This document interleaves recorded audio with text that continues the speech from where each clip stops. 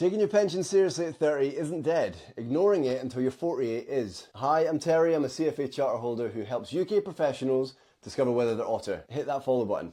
Now, by the time you've hit your late 40s, you've lost the only advantage that costs nothing. That's time. Compounding doesn't kick in when you need it to. It kicks in when you give it decades. Someone saving in their 30s doesn't need to save twice as much. They let compounding do the heavy lifting. By your late 40s, you're the one doing all the lifting. Save this if you needed to hear that. The median pension pot sizes by age back this up.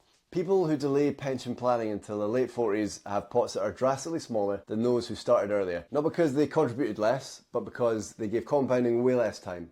The numbers don't lie. Time matters more than money. Comment otter if this is making you rethink your timelines. So what should you actually do in your 30s while time is still on your side? Here's the framework. First, calculate your plenty pension pot target. Work out what retirement you want, the age, the lifestyle, the income. Then calculate the pension pot you need that supports it. Not the average, not what your mate has, your number. Second, automate the monthly contributions that go towards your pension and increase your contributions gradually. Even 1% increase in those contributions, so 1% on your annual salary each year, makes a massive difference over 30 years. You're not going to miss it. Compounding will notice. Third, let compounding do the work. A 30-year-old contributing £300 a month could end up with hundreds of thousands more than someone who started with the same contributions at 48. Same money, completely different outcome. That's compounding, and you can't buy it back later.